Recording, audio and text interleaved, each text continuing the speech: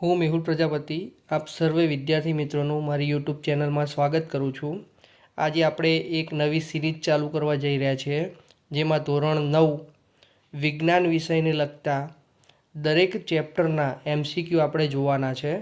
તો આપણે આજે યુનિટ નંબર પહેલું છે આપણી આસપાસમાં દ્રવ્ય, એના MCQનું ડિસ્કશન કરીશું। આ MCQ તમને પરીક્ષામાં ઉપયોગી નીવડશે તેવી આશા સાથે આપણે શરૂઆત કરીએ આપણા આજના ક્વેશ્ચનથી। આપણો પહેલો ક્વેશ્ચન છે, બ્રહ્માંડની દરેક વસ્તુ કે જે સામગ્રીમાંથી બની છે તેને શું કહેવાય? તો આપણી પાસે 4 ઓપ્શન છે।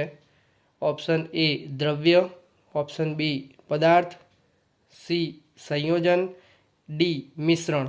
તો સાચો જવાબ છે બ્રહ્માંડની દરેક વસ્તુ કે જે સામગ્રીમાંથી બની છે એને આપણે દ્રવ્ય કહીશું। નેક્સ્ટ ક્વેશ્ચન નંબર 2, ભારતમાં પ્રાચીન તત્વજ્ઞાનીઓએ પદાર્થને કેટલા મૂળભૂત તત્વોમાં વર્ગીકૃત કરેલ છે? તો 4 ઓપ્શન છે। Option number A 2, option B 4, option C 5, option D 6। તો સાચો જવાબ છે 5 ભાગોમાં વર્ગીકૃત કરેલા છે। એના પછી ક્વેશ્ચન નંબર 3, દળનો SI એકમ ખાલી જગ્યા છે। તો દળનો SI એકમ જેને આપણે કિલોગ્રામ તરીકે ઓળખીશું, ઓપ્શન A આપણો સાચો જવાબ છે। નેક્સ્ટ ક્વેશ્ચન નંબર 4, દ્રવ્ય શેનું બનેલું છે? તો 4 ઓપ્શન છે। ઓપ્શન A અતિ સૂક્ષ્મ કણો, પદાર્થો, C સામગ્રી કે એક પણ નહીં। તો દ્રવ્ય છે એ અતિ સૂક્ષ્મ કણોનું બનેલું છે, ઓપ્શન A આપણો સાચો જવાબ છે। નેક્સ્ટ ક્વેશ્ચન નંબર 5, પોટેશિયમ પરમેંગેનેટનું અણુસૂત્ર કયું છે? તો પોટેશિયમ પરમેંગેનેટ આપણે દરેક જણા જાણીએ છીએ, જેને KMnO4 તરીકે ઓળખીશું। HCl જેને હાઇડ્રોક્લોરિક એસિડ કહેવાશે, H2SO4 જેને સલ્ફ્યુરિક એસિડ કહેવાશે, અને KCl પોટેશિયમ ક્લોરાઇડ તરીકે ઓળખાય છે। તો પોટેશિયમ પરમેંગેનેટનું સૂત્ર શું છે? KMnO4। નેક્સ્ટ ક્વેશ્ચન નંબર 6, નીચેનામાંથી દ્રવ્યનું ઉદાહરણ કયું નથી? દ્રવ્યનું ઉદાહરણ નથી એ શોધવાનું છે। ખુરશી, ઓપ્શન B પ્રેમ, ઓપ્શન C બદામ, ઓપ્શન D લીંબુ। તો દ્રવ્ય નથી એવું શું છે? ઓપ્શન B પ્રેમ, જેને આપણે દ્રવ્ય ના કહેવાય, જે કોઈ વસ્તુમાંથી બન્યું નથી। ખુરશી છે, બદામ છે, લીંબુ છે, એ બધા દ્રવ્યના ઉદાહરણ છે। નેક્સ્ટ ક્વેશ્ચન નંબર 7, દ્રવ્યના કણોની લાક્ષણિકતા નીચેના પૈકી કઈ છે? તો દ્રવ્યના કણો વચ્ચે ખાલી જગ્યામાં રહેલા હોય છે, દ્રવ્યના કણો સતત ગતિશીલ હોય છે, દ્રવ્યના કણો એકબીજાને આકર્ષે છે, અને આપેલ તમામ। તો આપણો સાચો જવાબ છે આ 3 આપેલ તમામ સાચો જવાબ છે કે આ દ્રવ્યની લાક્ષણિકતા 3 પ્રકારની છે। એના પછી 8મો પ્રશ્ન, ખાંડ કે મીઠું પાણીમાં નાખતા તે એક સરખા પ્રમાણમાં ઓગળી જાય છે, કારણ કે? તો એના માટે ઓપ્શન આપેલા છે કે દ્રવ્યના કણો વચ્ચે ખાલી જગ્યામાં રહેલા હોય છે, દ્રવ્યના કણો સતત ગતિશીલ હોય છે, દ્રવ્યના કણો એકબીજાને આકર્ષે છે, કે આપેલ તમામ। તો આના માટે શું જવાબદાર છે કે જે પાણીના કણો છે એની વચ્ચે જગ્યા હશે, એની વચ્ચેની જગ્યામાં ખાંડના કણો જે છે એ ઓગળેલા હશે, ખાલી જગ્યામાં રહેલા હોય છે। તો દ્રવ્યના કણો વચ્ચે ખાલી જગ્યા રહેલી છે, ઓપ્શન A આપણો સાચો જવાબ છે। શાહીનું ટીપું પાણીમાં રાખતા જલ્દી પ્રસરણ પામે છે, કારણ કે?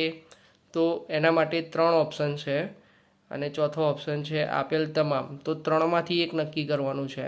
તો દ્રવ્યના કણો કેવા હશે? વચ્ચે ખાલી જગ્યામાં રહેલા છે, એટલે પાણી, શાહીનું ટીપું છે એ પાણીમાં નાખતા કેવું થશે? જલ્દી પ્રસરણ પામે છે। એના પછી ક્વેશ્ચન નંબર 10, તાપમાન વધતા પ્રસરણ ઉપર શું ઇફેક્ટ થશે? તો તાપમાન વધે તો પ્રસરણ શું થશે?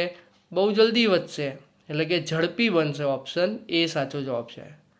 એના પછી ક્વેશ્ચન નંબર 11, બે જુદા જુદા પ્રકારના દ્રવ્યના કણો એકબીજામાં આંતરમિશ્ર થવાની ઘટનાને શું કહેવાય? બંને ભેગા થવાનું છે, તો એને શું કહેવાશે? પ્રસરણ। પ્રસરણ એ બંને જુદા જુદા દ્રવ્યોને એકબીજામાં આંતરમિશ્ર થવાની ઘટના છે, જેને પ્રસરણ કહેવાય। એના પછી ક્વેશ્ચન નંબર 12, પાણીની સપાટીને આંગળી વડે કાપી શકતા નથી, કારણ કે આપણે પાણી હોય એને કાપી ના શકાય. એનું કારણ શું છે? તો દ્રવ્યના કણો એકબીજાને શું હશે? આકર્ષાયેલા જોવા મળશે.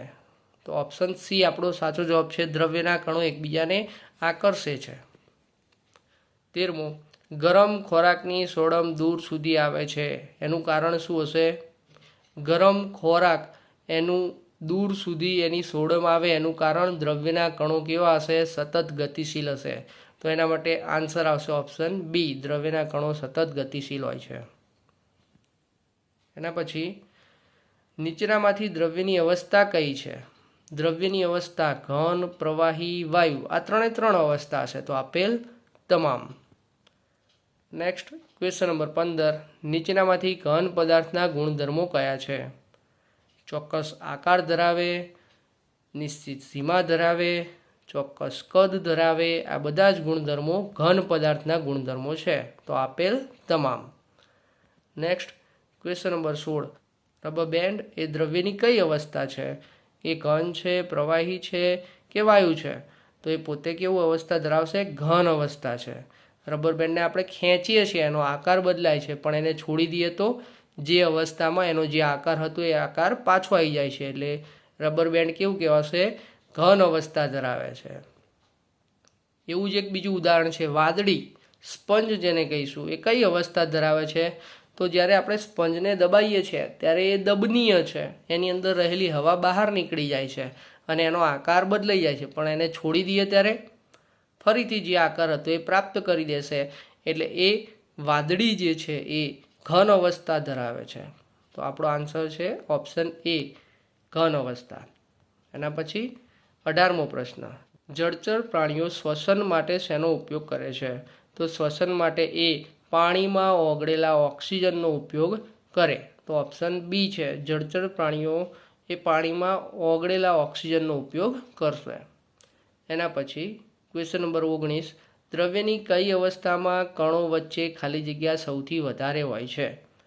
તો આપણે ઘન, પ્રવાહી અને વાયુ અવસ્થામાં જોઈએ તો ઘનમાં દ્રવ્યના કણો વધારે નજીક હોય, પ્રવાહીમાં થોડા દૂર હોય અને વાયુમાં દ્રવ્યની અવસ્થામાં કણો છે બહુ જ દૂર જોવા મળશે. તો સૌથી વધારે જગ્યા શેની અંદર હશે?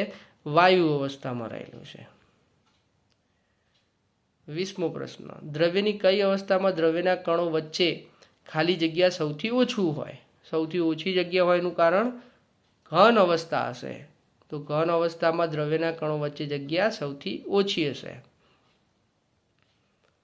એના પછી આપણા ઘરમાં ખોરાક રાંધવા માટે વપરાતો વાયુ, એને શું કહેવાશે? એને એલપીજી કહેવાય, એને સીએનજી કહેવાય, ડીઝલ કે પેટ્રોલ? તો આપણા ઘરની અંદર જે રાંધવા માટે ગેસ વપરાય છે એને એલપીજી તરીકે ઓળખીશું. Option A, LPG. એના પછી વાહનોમાં ઈંધણમાં વપરાતો વાયુ કયો? તો એને શું કહીશું આપણે? સીએનજી તરીકે ઓળખીશું. ગેસ કીધો છે, વાયુમાં કોણ આવશે? સીએનજી. એના પછી 23મો પ્રશ્ન, સીએનજીનું પૂરું નામ શું છે? અહીં આપણને 4 ઓપ્શન આપેલા છે. સીએનજીનું સાચું નામ કયું થશે? તો compressed natural gas, option number C. Compressed natural gas સીએનજીનું પૂરું નામ છે. એવું જ એક બીજું નામ છે એલપીજી. એલપીજીનું પૂરું નામ શું થશે? તો એ liquefied petroleum gas. Option B આપણો સાચો જવાબ બનશે, લિક્વિફાઈડ પેટ્રોલિયમ ગેસ. પદાર્થના પ્રતિ એકમ કદના દળને શું કહે છે? ઓપ્શન એ, દળ, બી, કદ, સી, ઘનતા કે ક્ષેત્રફળ? તો સાચો જવાબ છે ઓપ્શન સી, જેને ઘનતા કહેવાય. 26મો પ્રશ્ન, સૌથી વધારે ઘનતા કયા પદાર્થની જોવા મળે છે? ઘન, પ્રવાહી, વાયુ કે પ્લાઝ્મા? તો ઘન પદાર્થની ઘનતા સૌથી વધારે હશે. નેક્સ્ટ ક્વેશ્ચન નંબર 27, જે લઘુત્તમ તાપમાને વાતાવરણીય દબાણ હેઠળ ઘન પદાર્થ પીગળીને પ્રવાહી સ્વરૂપમાં રૂપાંતરિત થાય, એટલે કે ઘનનું પ્રવાહીમાં થવું, એ તાપમાનને શું કહેવાય? તો એ ઘન જ્યારે પ્રવાહીમાં જશે તો એને ગલન બિંદુ તરીકે ઓળખવામાં આવે છે. જ્યારે બરફ એ પીગળી જાય છે અને પ્રવાહી બની જાય તો બરફનું એ ગલનબિંદુ કહેવાશે. એના પછી ક્વેશ્ચન નંબર 28, બરફનું ગલનબિંદુ કેટલા કેલ્વિન છે? તો બરફનું ગલનબિંદુ કેલ્વિનમાં કીધું છે, અંશ સેલ્સિયસમાં નહીં. તો કેલ્વિનમાં કેટલું થશે? 273.15 કેલ્વિન. સાચો જવાબ ઓપ્શન ડી, 273.15 કેલ્વિન. 29, તાપમાનનો એસઆઈ એકમ કયો છે? તાપમાનનો એસઆઈ એકમ જેને કેલ્વિન કહેવાશે, ઓપ્શન એ. એના પછી ક્વેશ્ચન નંબર 30, 100° કેલ્વિનમાં ફેરવવાના છે. તો 100ને કેલ્વિનમાં ફેરવવા માટે 273ની અંદર એડ કરવા પડશે. તો 273 પ્લસ 100 તો કેટલા થશે? 373 કેલ્વિન, ઓપ્શન સી. એના પછી ક્વેશ્ચન નંબર 31, પદાર્થના ગલનબિંદુ જેટલા તાપમાને એક વાતાવરણ દબાણે 1 કિલોગ્રામ ઘન પદાર્થને પ્રવાહી અવસ્થામાં જવા માટે જરૂરી ઉષ્માને શું કહેવાય? ઘનને પ્રવાહીમાં રૂપાંતર કરવાનું છે અને 1 કિલોગ્રામ ઘન પદાર્થ છે એને પ્રવાહી અવસ્થામાં ગયું, એની અવસ્થા બદલાયેલી છે, તો એ રહેલી ઉર્જા જેને શું કહેવાશે?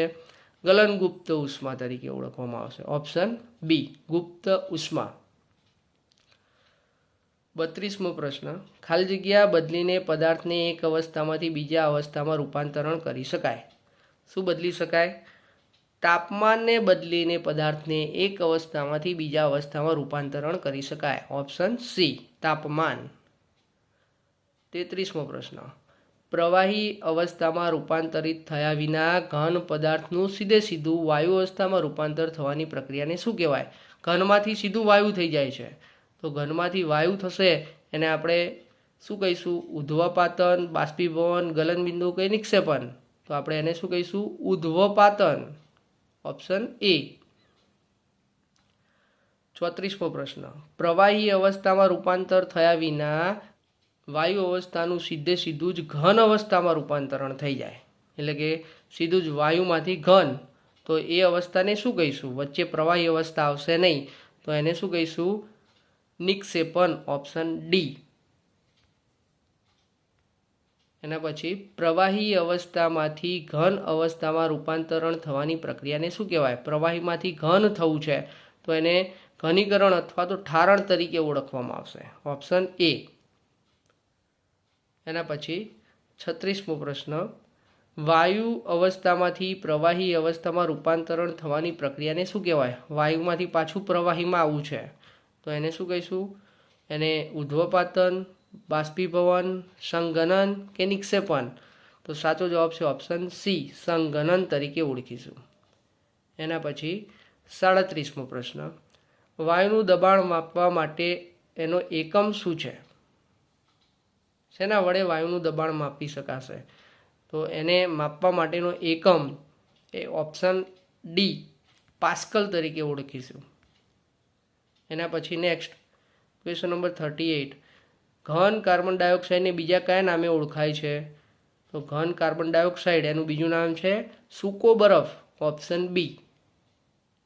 એના પછી ક્વેશ્ચન નંબર 39, ઉત્કલન બિંદુથી ઓછા કોઈ પણ તાપમાને પ્રવાહી વાયુમાં રૂપાંતર થવાની પ્રક્રિયાને શું કહેવાય? પ્રવાહી સીધું વાયુમાં થઈ જાય, ઉત્કલન બિંદુ સુધી પહોંચે નહીં, તો એને આપણે શું કહીશું? તો એને બાષ્પીભવન તરીકે ઓળખીશું, ઓપ્શન બી. નેક્સ્ટ, બાષ્પીભવનને અસર કરતા પરિબળમાં કયું પરિબળ છે? તો 4 ઓપ્શન છે, કયું પરિબળ છે એ ચેક કરવાનું છે. સપાટીનું ક્ષેત્રફળ વધવાથી, તાપમાનમાં વધારો થવાથી, ભેજની માત્રામાં ઘટાડો થવાથી કે આપેલ તમામ. તો આપેલ તમામ જવાબ આવશે. સપાટીનું ક્ષેત્રફળ જેમ વધારીએ એમ બાષ્પીભવન સૌથી વધારે થશે. તાપમાનમાં પણ વધારો થાય તો તાપમાન વધે તો બાષ્પીભવન વધે.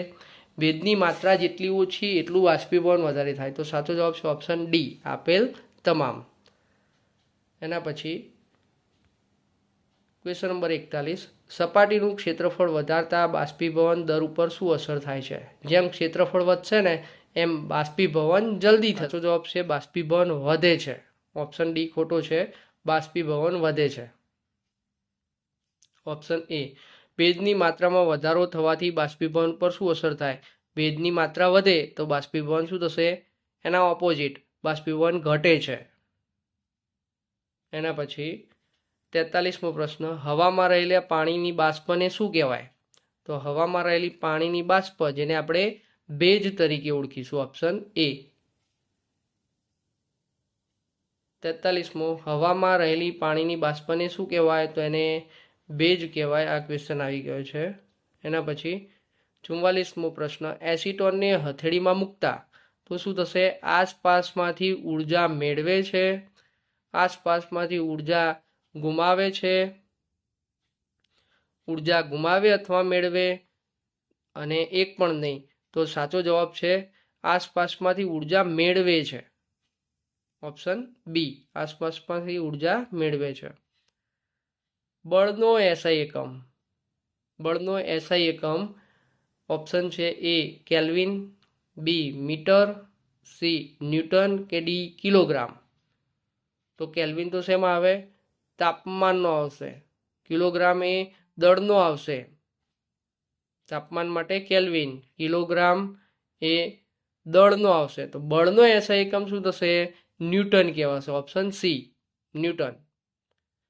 એના પછી એક ક્વેશ્ચન છે કે બરફ જેવા ઠંડા પાણીથી ભરેલા પ્યાલાની બહારની સપાટી ઉપર પાણીના ટીમ્પા શા માટે દેખાય છે? આ ક્વેશ્ચનનો આન્સર તમારે દરેકે નીચે કમેન્ટ બોક્સની અંદર કમેન્ટ કરવાનું છે, અને એનો જવાબ તમને નેક્સ્ટ જે યુનિટના ક્વેશ્ચન લઈને આવીશ એના શરૂઆતમાં આ ક્વેશ્ચનનો આન્સર તમને મળશે. તો ત્યાં સુધી દરેક જણાને બેસ્ટ ઓફ લક. ફરી મળીશું એક નવા વિડીયો સાથે. Thank you.